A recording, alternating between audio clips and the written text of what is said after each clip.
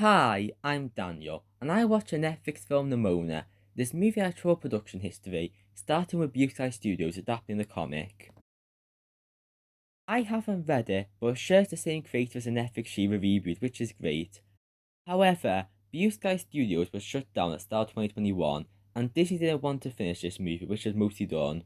It looked like this anticipated project would have been cancelled, but the studio I've not heard of named Annapura Pictures received unfinished Nimona and Netflix distributed it. And once again, barely advertised it. Buckeye still started it, but there wasn't a logo at the start, as he still mentioned the credits. I was glad this movie returned, and it became my most anticipated movie of the year. The trailer is released, and for my all reason to look out for this movie. I didn't find the comedy funny, but that might just been the trailer editing. Parts of this story are hard to make into a marketable animated film. Anyway, is Nimona good? I'll discuss it in this review. Nimona focuses on the Night Barrister who was about to be knighted, but his sword exploded and killed the queen, causing him to be blamed for it. A chaotic shapeshifter named Nimona wants to be his villain sidekick, while he wants to clear his name and run from arrest. This story feels very complex and big where what it does. I really like the central duo for how they feel like they're from different genres. Barrister is the brooding hero archetype who's more obedient, while Nimona is full of chaos and not opposed to murder. I love the concept that I want to be a sidekick to someone who doesn't want it. The interactions carry the movie and it does get more complicated in an excellent way. I managed to buy their bond across the movie, while I normally have problem with that in animated films. I'm keeping the review spoiler free, but all the cliches in the third act works here. The story is also great at creating a world and the lore surrounding it. It immediately introduces the classicism and order of this world, and it goes into interesting directions. This whole story revolves around being an outsider. This is kind of used as an allegory for being a minority, but doesn't try to make shapeshifting the only comparison. Both main characters are established in this situation, and it puts focus on your things in the past and the mystery to this world. There is a mystery element to the first half that I do like, even if I did predict it. It is still quite an effective twist. It goes very anti-institution in the system, and it feels so real for that. I like the debate of whether there is a system responsible or just individuals. The motivation of following the past is what led all the following events to occur in the first place. As for some of my problems, the story together does seem original, but I kept comparing to other media. The characters remind me of Arcane, the backstory reminds me of Paranorman, and the climax reminds me of Soul. I can't help but think all of these did it better, despite how much I enjoyed this. While the reveal antenna takes halfway through is brilliant, the first half isn't as interesting. There's too many wacky escape moments in this portion.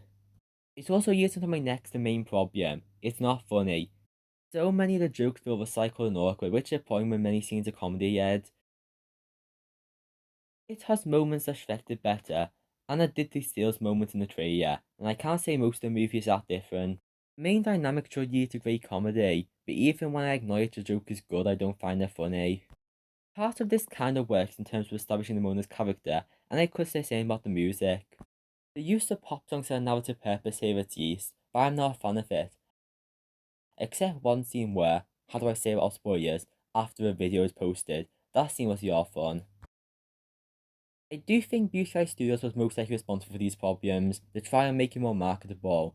I may find the comedy and music flawed, but yeah, kind of contributes to the overall style that fits Nerona's non-conforming attitude. The animation also does this by using a stylistic look. I know it's becoming a bit overused, and this can't hold a candle to Puss in Boots or Spider-Verse, which has invented and beautiful animation. However, this looks cool having many great action scenes and movement sequences. The character designs aren't the best, but I like the main two character designs. The animation makes great use of color and cinematography look incredible throughout, even though some of the backgrounds look a bit too light to draw in the first half. The animation here looks great. As for the characters, Nimona is an entertaining title character who has a good backstory and charm. While she could have been more funny, I enjoyed her being on screen.